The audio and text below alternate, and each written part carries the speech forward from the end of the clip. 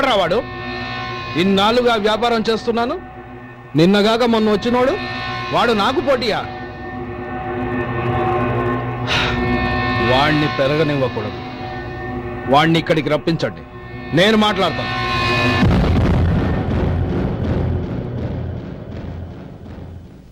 నమస్కారం అండి. రమ్మన్నారంట? నీ పచ్చళ్ళ కంపెనీ మూసేయాలి. నీకెంత కావాలి? 5 లక్షలు ఇస్తాను.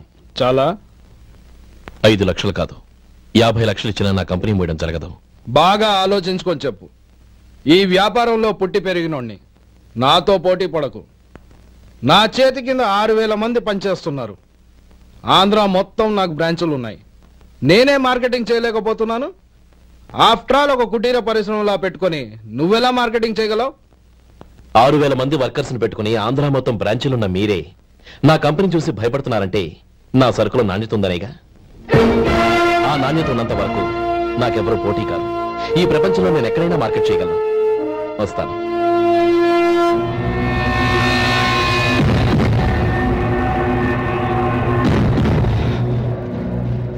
ఇక్కడ ఏం లేదండి. ఇక్కడ ఏం లేదండి. ఇప్పుడు ఊపిరి పీల్చి బిగ్బట్టు, నెమ్మదిగా వద్దు. ఓకే, ఇలా వచ్చి కూర్చో. ఏం లేదు, మామూలు కడుపు నొప్పే. ఈ టాబ్లెట్స్ 3 రోజులు వాడు. ఎలా వాడాలో ఇందులో రాశాను. Token number 29. టౌన్ డాక్టర్ భయపెట్టేశాడు, ఆపరేషన్ అది ఇదని. కానీ ఈ డాక్టర్ బాబు ఏమీ లేదని చెప్పాడు. ఈ బాబు 10 కాలాల పాటు చల్లగా ఉండాల.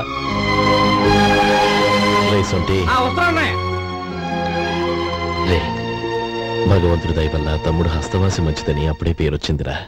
తమ్ముడిని దగ్గరుండి జాగ్రత్తగా చూసుకో. పని హడావుల్లో పడి వేళకి భోంచేయడము. అబ్బే అదే లేదన్నయ్య. 1 గంట గల పేషెంట్ కట్టు, భోజనం పెట్టు. అది అలా జాగ్రత్తగా చూసుకో. నేను చూసుకుంటాను కదన్నయ్య, నువ్వు వెళ్ళు.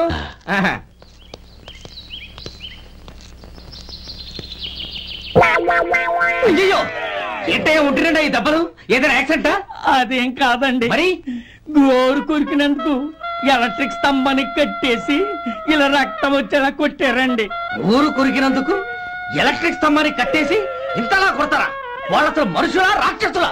చాలా థ్యాంక్స్ అండి, కనీసం మీరైనా అర్థం చేసుకున్నారు. వాళ్ళు అర్థం చేసుకోలేదండి.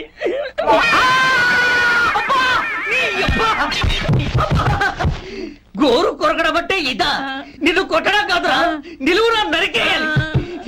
సెప్టిక్ అవుతుందో ఏమిటో. మన 2 ఊర్ల పొలిమేరలో ఉన్న ఈ మల్లికార్జున స్వామి వారి దేవాలయం జీర్ణదశలో ఉందన్న విషయం మీ అందరికీ తెలుసు. ఇన్నాళ్ళు మీ ఊరు వాళ్ళు పట్టించుకుంటారని మా ఊరి వాళ్ళు, మా ఊరి వాళ్ళు పట్టించుకుంటారని మీ ఊరి వాళ్ళు దీన్ని ఇలా వదిలేశారు. ఈ గుడి మీ ఊరికి ఎంత ముఖ్యమో మా ఊరికి అంతే ముఖ్యం. కాబట్టి మన ఇరు గ్రామ ప్రజలు కలిసి దాన్ని బాగు చేయించి కుంభాభిషేకం చేయించాలనే సదుద్దేశంతో ఒక కమిటీని ఏర్పాటు చేశాం. ఈ కమిటీలో 2 గ్రామాలకు సంబంధించిన ప్రముఖులు ఉన్నారు. కమిటీ ప్రెసిడెంట్ గా ఎవరిని ఎన్నుకోవాలనే విషయంలో శ్రీ గోపాలరావు గారి పేరు, శ్రీ లక్ష్మీపతి గారి పేరు పరిశీలనలోకి వచ్చాయి. అందువలన మేమందరం బాగా ఆలోచించి తర్జన భర్జనలు చేసిన మీదట శ్రీ గోపాలరావు గారే అన్ని విధాలా ప్రెసిడెంట్ పదవికి అర్హులని ఈ కమిటీ నిర్ణయించడం జరిగింది. అంచేత ఈ ఉభయ గ్రామ ప్రజలు శ్రీ గోపాలరావు గారికి ఉదారంగా విరాళాలు అందజేసి ఈ శుభకార్యాన్ని జయప్రదం చేయవలసిందిగా కోరుతున్నాం. ఏంటి ఇంకా రాలేదా? ఏంటయ్యా, టైం 10 అవుతోంది. బోర్డు మీద 10 గంటలని రాసింది. మీ డాక్టర్ ఇంకా రాలేదు. అసలు మీ డాక్టర్ కి టైం సెన్స్, పంక్చువాలిటీ ఏమైనా ఉన్నాయా? ఇంతకీ మీరెవరండి? నేను డాక్టర్ అమ్మని. ఓహో, మీరు డాక్టరేనా? డాక్టర్ అంటే డాక్టర్ని కాదయ్యా, డాక్టర్ని చేసుకోబోయేదానని అర్థం. అవును, నువ్వెవరు? నేను ఇక్కడ టోకన్ ఇస్తూ ఉంటానులేండి.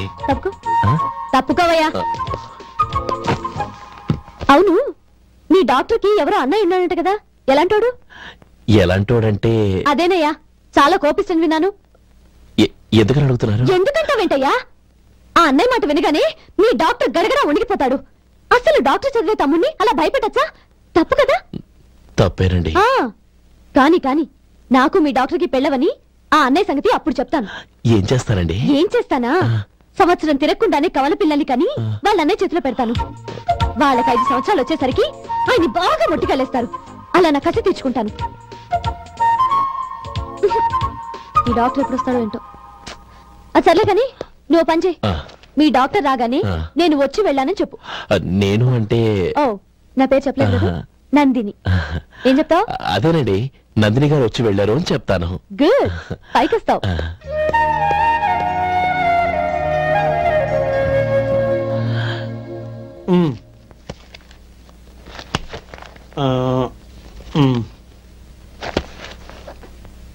దీంతో మొత్తం 4,98,200 అయ్యాయి.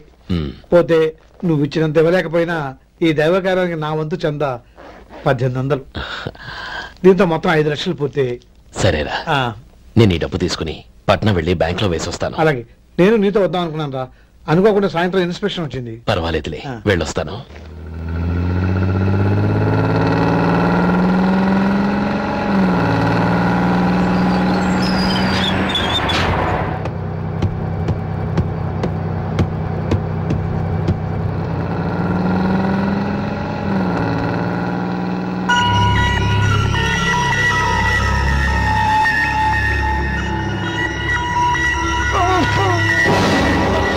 అయ్యో మూర్చ మూర్చ, బసాపండి బసాపండి.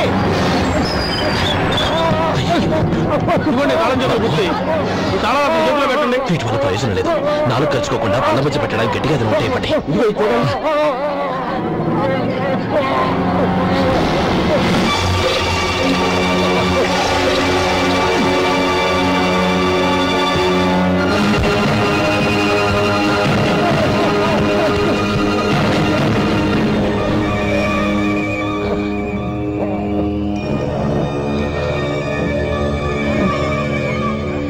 మీరు వెళ్ళి మీ సీట్లో కూర్చోండి, కొంచెం గాలాండి పడ్డి. ఇప్పుడు ఎలా ఉంది బాబు?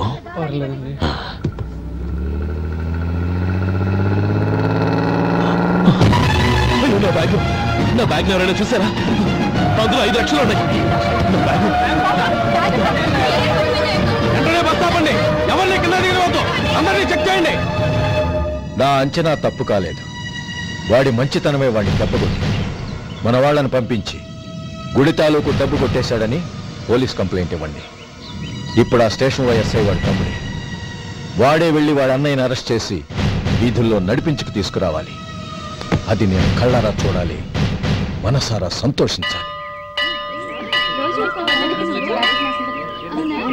అయ్యో గోపాలం గారు, గోపాలం గారు, మీరు దేవస్థానం సొమ్ము దొంగిలించారని ఎవరో పోలీస్ కంప్లైంట్ ఇచ్చారంట. మిమ్మల్ని అరెస్ట్ చేయడానికి మీ తమ్ముడు గారు వస్తున్నారు.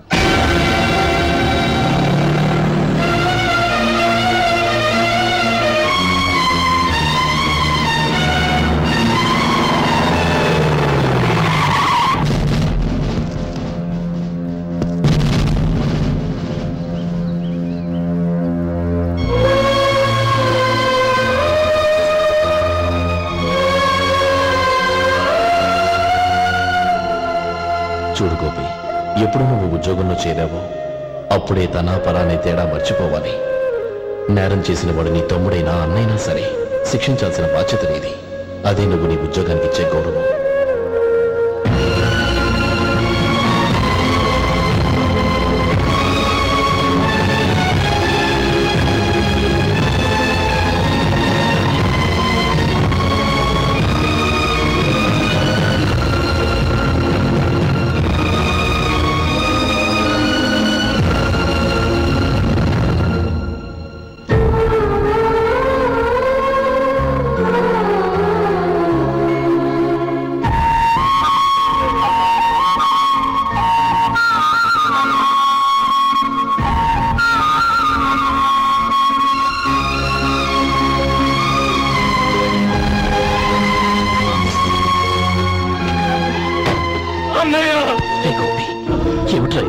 నన్ను క్షమించన్నయ్య, నేను కోరి ఉద్యోగుల చేతులు మాట్లాడమే, కానీ ఇలాంటి పరిస్థితి ఎదురవుతుంది అనుకోలేదు. నా ఒంట్లో ప్రతి రక్త పట్టు నీ భిక్షానన్నయ్య. నిన్ను అవమానపరిచి ఉద్యోగం నిలబెట్టుకునే బదులు నా ప్రాణాలను వదులుకుంటారు, కానీ ఈ పని మాత్రం నేను చేయలేనన్నయ్య.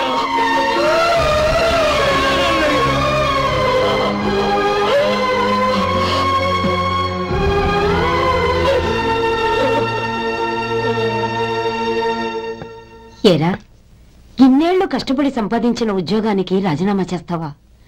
కనీసం నీ పెళ్ళాం ఏమనుకుంటుందోనని ఆలోచించావా? ఇందులో అనుకోవడానికి ఏముంది మామగారు?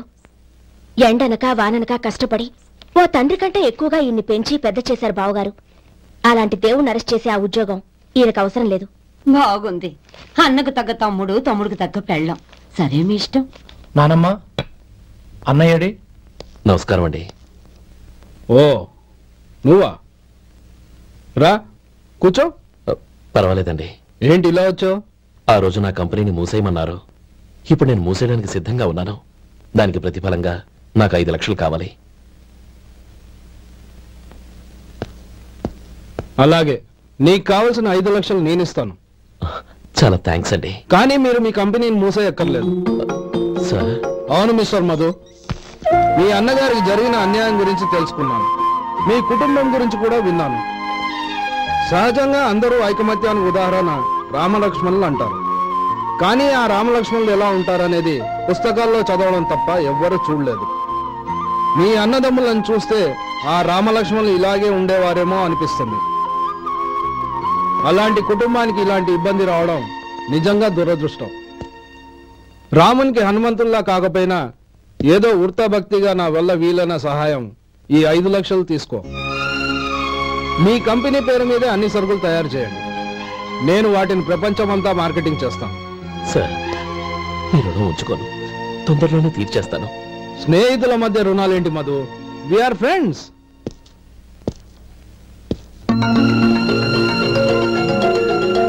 ఏంటో అక్కడ ఆగిపోయావు? రా. నువ్వు మీ అన్నయ్యని అరెస్ట్ చేయడానికి అట్టెళ్ళావు, ఆయన లొంగిపోవడానికి ఇటు వచ్చారు. అవును, యూనిఫామ్ చేత్తో పట్టుకొచ్చావేంటి? సార్, నేను రే, ఈ మాత్రం దానికే బెదిరిపోయి ఉద్యోగం వదులుకుంటావా? నువ్వు ఇలాంటివి ఎన్నో సమర్థవంతంగా ఎదుర్కోవాలి. నిన్ను నేను ఎస్పీగా చూడాలి. అది కాదన్నయ్య. ఇంకేం మాట్లాడకు. ఇన్స్పెక్టర్ గారు, నన్ను లాకప్ లో పెట్టండి. ఆగండి సార్, ఆ డబ్బు ఎక్కడికి పోలేదు, నేనే తీసి జాగ్రత్త చేశాను. ఈ విషయం అన్నయ్యకి తెలియక బ్యాగులో డబ్బు కనబడకపోవడంతో అది పోయిందనుకున్నాడు.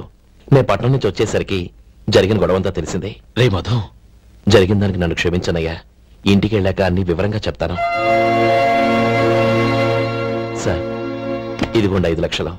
ఇది కమిటీ వాళ్ళకి అప్పగించి ఈ కేసు కొట్టేయండి సార్. భలే వాడివయ్యా, తీసినప్పుడు ఒక మాట ఆయనతో చెప్పుండొచ్చుగా. అనవసరంగా పెద్ద స్టేషన్ వరకు రప్పించావు. Sorry sir. అన్నయ్య, మీరింటికి వెళ్ళండి, నేను లెక్క అప్ప చెప్పేసి వస్తాను. వస్తానండి. అలాగే. ఎలా దెబ్బ కొట్టాలన్నా కుదరటం లేదు. అయినా వీళ్ళకు ఉన్న పళ్ళంగా 5 లక్షలు ఎలా వచ్చాయి? అదే బావా, నాకు అర్థం కావటం లేదు.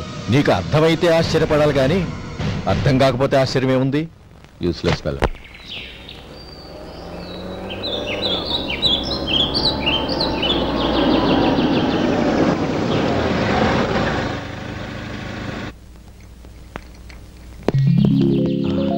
నువ్వు ఇక్కడే ఉండు. అన్నయ్య మూడు ఎలా ఉందో చూసి నేను లోపలికి తీసుకెళ్తాను. ఓకే? అలాగే.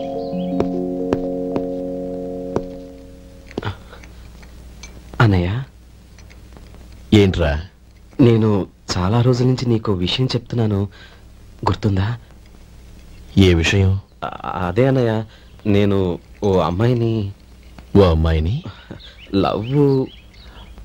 ఓహో, లవ్ చేస్తున్నావా? ఆ విషయం నువ్వు నాకెప్పుడు చెప్పావురా? ఊళ్ళో అందరూ అనుకుంటుంటే నేను విన్నాను. సారీ అన్నయ్య, నీకు చాన్నాళ్ళుగా చెప్పాలనుకుంటున్నాను కదా, అందువల్ల చెప్పేశానేమో అనుకున్నాను. ఓహో, ఆ అమ్మాయి వచ్చిందన్నయ్య, బయట నిలబడి ఉంది. బయట నిలబెట్టడం ఏమిట్రా? లోపలికి తీసుకురా. అలాగే అన్నయ్య. ఏయ్, అన్నయ్య మంచి మూడ్లో ఉన్నాడు, రా. కమ్.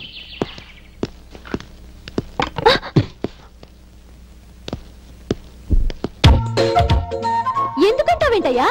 ఆ అన్నయ్య మాట వినగానే మీ డాక్టర్ గడగడ వణికిపోతాడు. అసలు డాక్టర్ చదివే తమ్ముడిని అలా భయపెట్టచ్చా? తప్పు కదా? తప్పేనండి. నమస్కారం. అదేంట్రా, మనిషో పక్కనుంటే నమస్కారం ఇంకో పక్కన ఉంది? అది మర్యాద అన్నయ్య, మర్యాద. ఆహా, అవును, నీ పేరేంటమ్మా? నందిని. ఆ? నందిని. నందిని అన్నయ్య. ఏ ఆ ముక్క తను చెప్పలేదా? పెద్దలంటే మహాగౌరవం అన్నయ్య. మేమిద్దరం ఇంత క్లోజ్ ఫ్రెండ్స్ కదా, ఆయన నాతో కూడా ఎక్కువ మాట్లాడదు. ఓహో కదా. నాకు మీ డాక్టర్కి పెళ్ళవని అప్పుడు అన్నయ్య సంగతి చెప్తాను. ఏం చేస్తానండి? ఏం చేస్తానా? సంవత్సరం తిరగకుండానే కవల పిల్లలు కని వాళ్ళ అన్నయ్య చేతిలో పెడతాను. వాళ్ళకి 5 సంవత్సరాలు వచ్చేసరికి ఆయన్ని బాగా ముట్టిగలేస్తారు.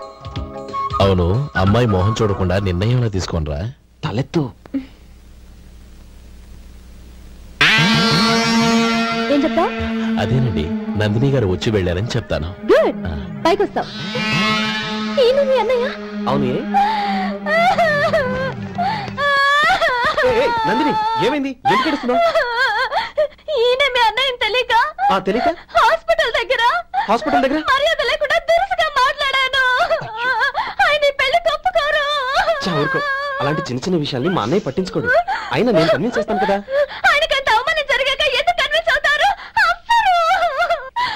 చూడు, నువ్వు వేరే పెళ్లి చేసుకొని నీకు పుట్టబోయే బిడ్డకు నా పేరు పెట్టుకో. నేనే నుయ్యో చూసుకుంటాను. అదిగో చూపు చూడు, ఆ చూపు ఒకలా ఉంది.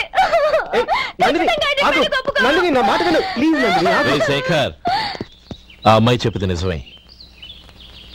తనని ఎప్పుడైతే హాస్పిటల్ దగ్గర చూశానో అప్పుడే నేను నిర్ణయానికి వచ్చేసాను. విన్నావా? నేను చెప్పానుగా, ఆయన ఆల్రెడీ నిర్ణయానికి వచ్చేసారట. ఇక నేను వెళ్తాను. అలాగే వెళ్ళి ఈసారి వచ్చేటప్పుడు మీ అమ్మా నాన్నల్ని తీసుకురా. ముహూర్తాలు ఎప్పుడు పెట్టుకోవాలో నిర్ణయించుకుంటాం. అర్థం కాలేదా? నువ్వే మా వాడికి సరైన చోటి.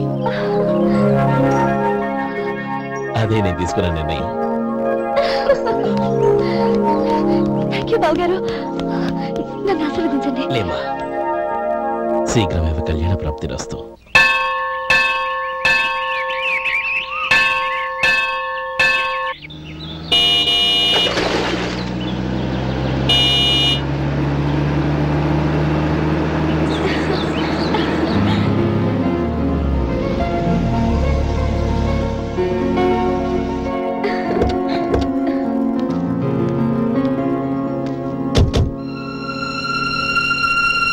రామా,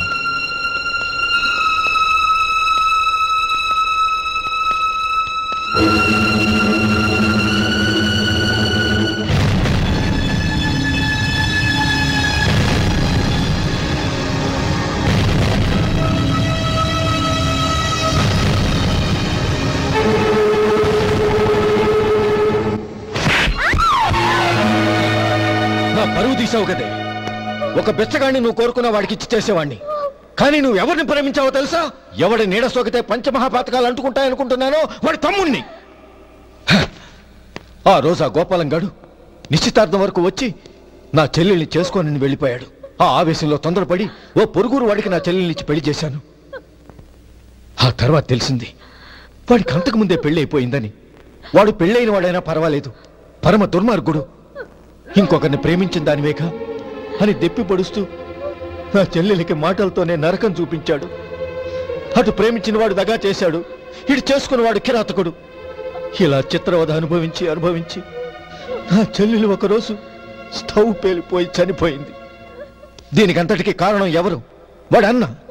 అటువంటి వాడింటికి కోడలుగా వెళ్తావా? ఒక్క మాట చెప్తున్నాను విను. నువ్వు జీవితాంతం పెళ్లి చేసుకోకుండా ఇంట్లో పడినా పర్వాలేదు, కానీ వాడి తమ్ముడితో మాత్రం నీ పెళ్లి జరగదు.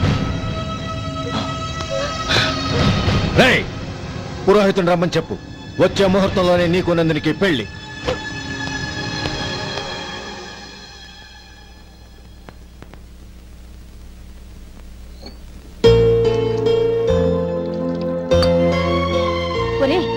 అదేంట్రా, ఒక ముద్దైనా తినకుండా చేయగడిగేశావు? నాకు ఆకలి కాలేదు నానమ్మ.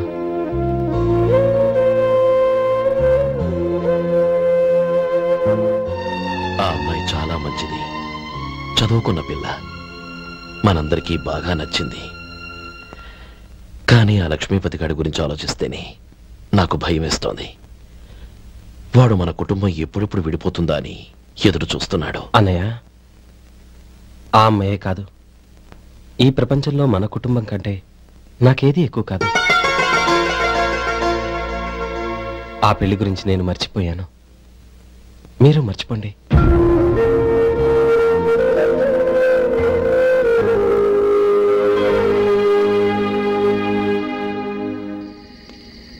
శేఖర్, నువ్వా? ఏంటి ఈ టైంలో వచ్చావు? నీతో ఓ విషయం మాట్లాడాలి. ఒకసారి బయటకు వస్తావా?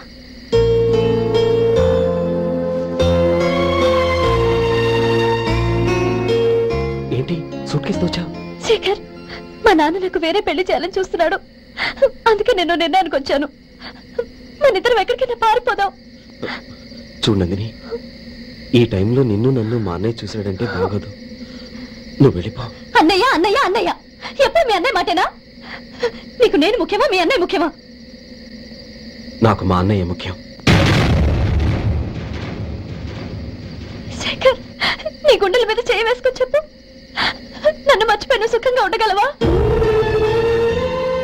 అది నాకు తెలియదు, కానీ మా అన్నయ్యకు తలవంపులు తెచ్చి ఖచ్చితంగా నేను మనశ్శాంతితో ఉండలేను. నా పరిస్థితి అర్థం చేసుకో. దయచేసి మీ నాన్న చూసిన సంబంధం చేసుకుని సుఖంగా ఉంటుంది.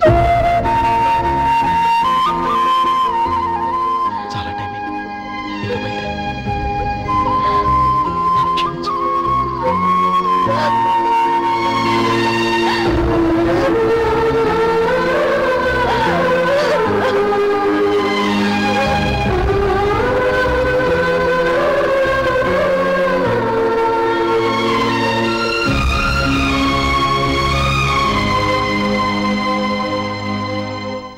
ఏంట్రా అలా మౌనంగా కూర్చున్నావు? ఏం లేదురా, కోరుకున్న అమ్మాయి రా పారిపోదామని వస్తే మా అన్నయ్య బాధపడే పనేది నేను చెయ్యలేను. నన్ను క్షమించని ఆ అమ్మాయిని పంపించేసాడ్రా నా తమ్ముడు. అదిరా వాడికి నా మీద ఉన్న అభిమానం. ఇంతవరకు వాడు అడిగింది ఏదీ నేను లేదనలేదు. ఒక అన్నగా వాడి పట్ల నా బాధ్యతలన్నీ నెరవేర్చాను. అలాంటిది ఈరోజు వాడు మనసారా కోరుకున్న అమ్మాయిని వద్దని నేను ఎలా చెప్పగలనరా?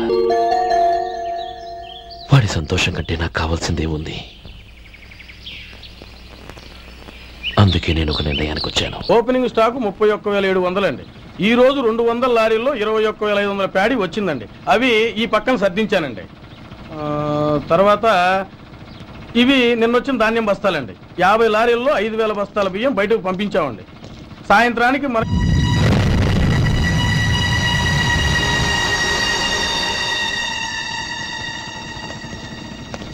వీడెందుకు వచ్చాడు ఇక్కడికి? నమస్కారం. ఎందుకు వచ్చాడో అడుగు. నీ సహాయం అర్థించొచ్చాను.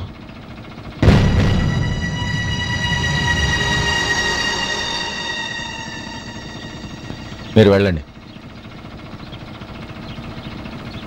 ఆ రోజు నీ చెల్లెల్ని నేను చేసుకోనన్నాను. ఏ పరిస్థితిలో అలా అన్నానో నీకు తెలుసు. నేను చేసింది తప్పని నీకు అనిపిస్తే ఆ తప్పుకి నా తమ్ముని శిక్షించద్దు. మన మధ్య ఉన్న విరోధం తెలియక వాళ్ళు ప్రేమించుకున్నారు. నేను నా తమ్ముడికి నీ కూతుర్ని మని అడగడానికి వచ్చాను. దయచేసి వాళ్ళ పెళ్లికి అంగీకరించు. నీ మొహం చూస్తేనే పాపమని సొంత ఊరినే వదిలేసి వచ్చిన వాణ్ణి. అలాంటి నేను నీ ఇంటికి నా బిడ్డనివ్వాలా? ఇన్నేళ్లుగా నీ నీడ కూడా నా మీద పడకూడదని పట్టుదలగా ఉన్న నేను దాన్ని వదులుకొని నీతో సంబంధం కలుపుకోవాలా? సరే, నేను నా పట్టుదలని ఆత్మాభిమానాన్ని అన్నిటినీ వదులుకొని నా కూతుర్ని తమ్ముడికిచ్చి చేశానే అనుకో. దానికి బదులుగా నువ్వేం వదులుకుంటావు? ఏం వదులుకుంటావో చెప్పు.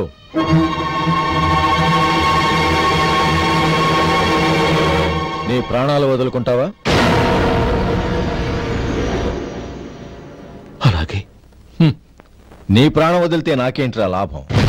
నువ్వు దేని మీద అయితే ప్రాణాలు పెట్టుకున్నావో దాన్ని వదిలే. నీ తమ్ముళ్ళ మీదగా నువ్వు ప్రాణాలు పెట్టుకున్నావు. ఆ తమ్ముళ్లను వదిలే.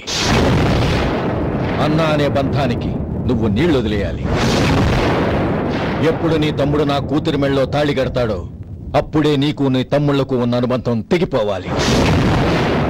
నీ తమ్ముడు నా కూతురి మెళ్ళలో తాళి కట్టడానికి ముందే నువ్వు శాశ్వతంగా ఈ ఊరు వదిలి వెళ్ళిపోవాలి. వీటన్నిటికీ నువ్వు అంగీకరిస్తేనే ఈ పెళ్లికి నేను అంగీకరిస్తాను.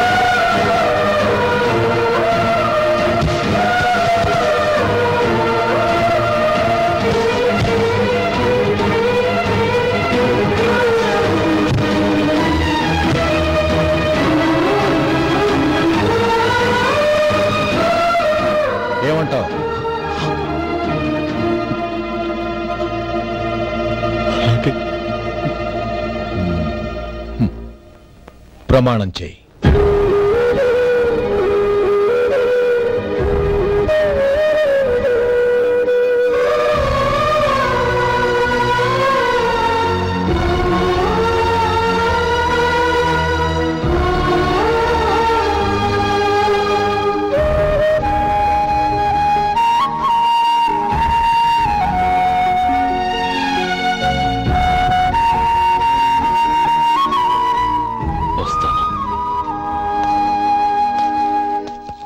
అంకుల్, నందిని నాకిచ్చి పెళ్లి చేస్తానని చెప్పి ఇప్పుడు వాడి తమ్ముడికిచ్చి చేస్తానని మాటిచ్చారేంటి?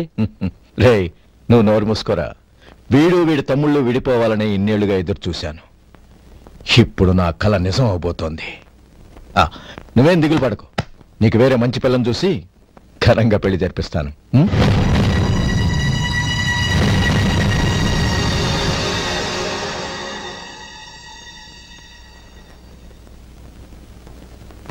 శేఖర్, మధు, నానమ్మా, రే, నువ్వు చాలా అదృష్టవంతుడివిరా.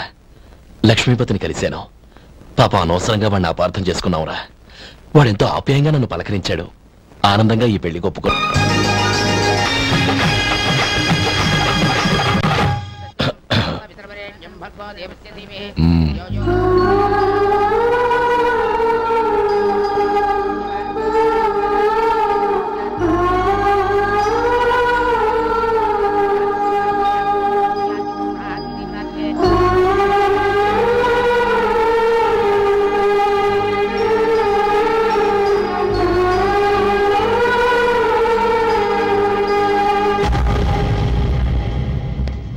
రే గోపాలం, రే మమ్మల్ని అందరినీ వదిలేసి వెళ్ళిపోతున్నావురా?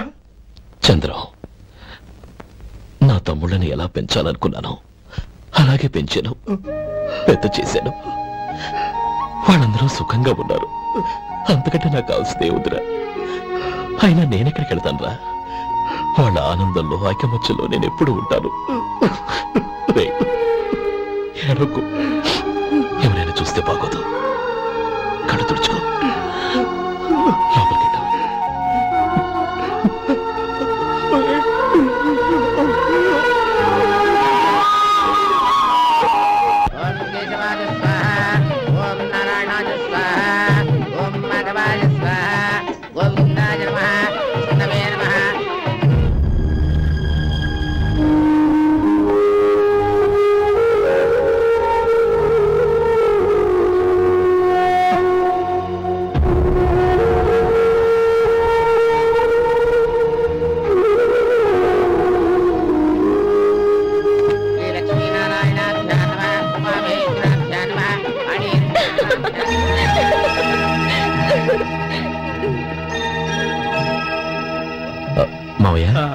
అన్నయ్య ఎక్కడ? 10 మీద బయటికి వెళ్ళాడు, వచ్చేస్తాడు. అలాగా. నమస్కారం, రండి రండి.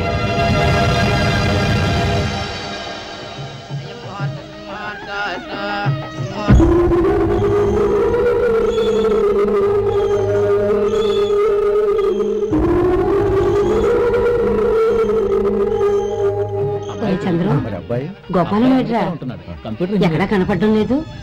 ఇందాక నీతో మాట్లాడుతుండగా చూశాను. అది ఎవరినో పిలవడం మర్చిపోయాడంట, అక్కడికి వెళ్ళాడు. ఈ పాటికి వచ్చేస్తుంటాడు. అలాగే.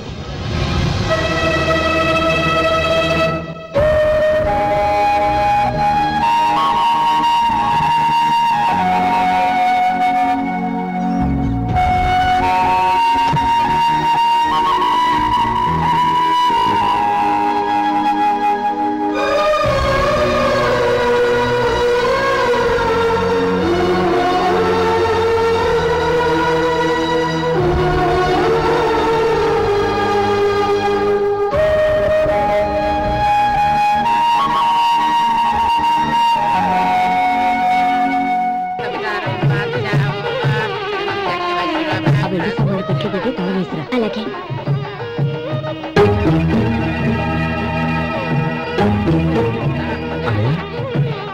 పెద్దని ఏడి? చిన్న పని మీద బయటికి వెళ్ళాడంట, ఇప్పుడు వచ్చేస్తాడు.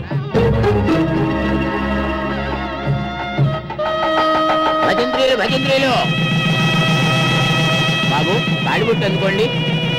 ఆపండి.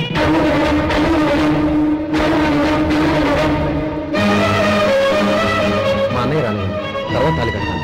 అదేంటి బాబు, ఆలస్యం అయితే దుర్ముహూర్తం వచ్చేస్తుంది. మా అన్నయ్య ఎప్పుడు వస్తాడో అప్పుడే నాకు మంచి ముహూర్తం. దుర్ముహూర్తం వచ్చాక తాళి కడితే శుభం కాదు. మా అన్నయ్య లేకుండా చేసే ఏ పనైనా నాకు శుభం కాదు. నేను తాళంటూ కడితే అది మా అన్నయ్య వచ్చిన తర్వాత. ఇక మీ అన్నయ్య రాడు. నువ్వు నోరుమై. ఏంటో అనేది? నేనన్నది పచ్చి నిజం.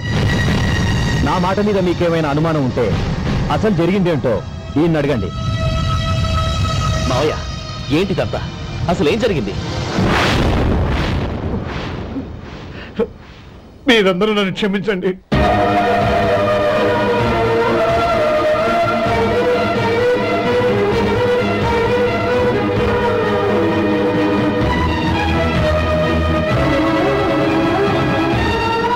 ఇది బాబు జరిగింది.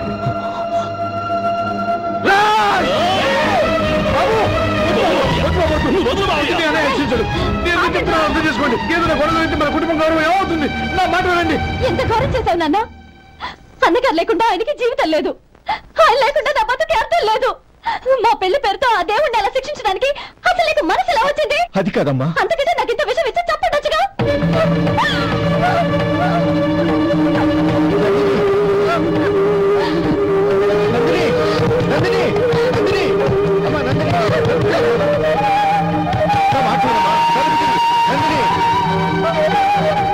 ఎందుకే బాధపడతావు? వాడు కట్టుకోకపోతేనే నిన్ను చేసుకోవడానికి నేనున్నానుగా.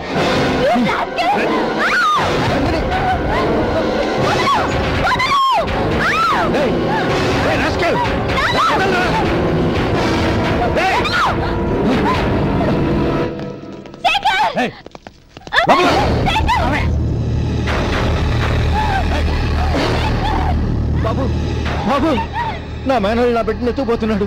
నా జీవితం నాశనం అయిపోతుంది. మీకు దండం పెడతాను, దాన్ని కాపాడండి. నీలాంటి వాడికి పుట్టిన దాంతో మాకేమిటి సంబంధం? ఎవరిని కాపాడాల్సిన అవసరం మాకు లేదు. ఒరేయ్ శేఖర్, తప్పురా.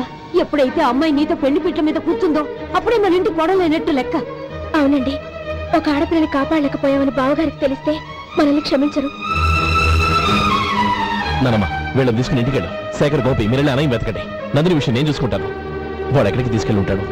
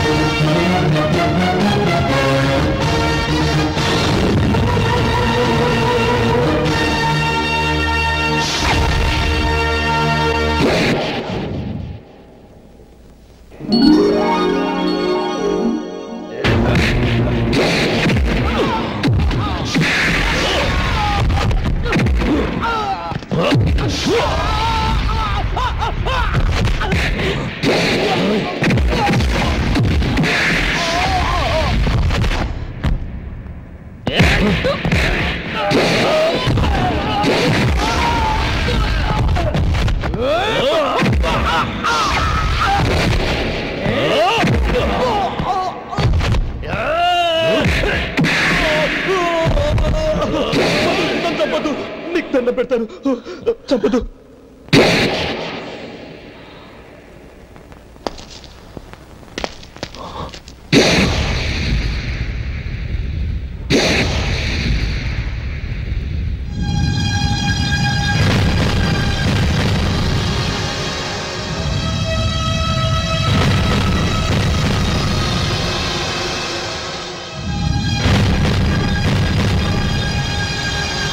నన్ను క్షమించు లక్ష్మీపతి. ఏ పెళ్లి జరగాలని నేను ఊరు వదిలి వెళ్ళిపోతాం అనుకున్నాను. ఆ పెళ్లి ఆగిపోతుందని తెలిసి ఆగలేక వచ్చాను.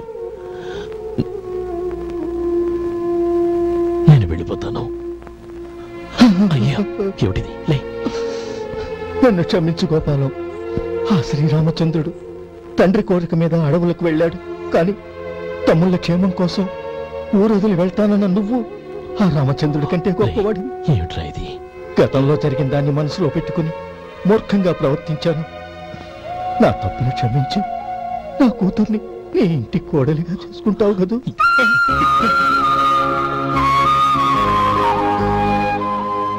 బావా, నా మనసులో ఉన్న కోరిక చెప్పనా? చెప్పు బావా. నాకింకో జన్మంటూ ఉంటే నీ తమ్ముడిగా పుట్టాలనుందిరా. పండేదంతా పుణ్యమే, మా జాబిలికి ఏడాదంతా పుణ్యమే. ఇంటికి నా కంటికి మణి దీపం ఈ రూపం, ప్రేమకు ప్రతిరూపం. మా యోగిలో పండేదంతా పుణ్యమే, మా జాబిలికి ఏడాదంతా పుణ్యమే.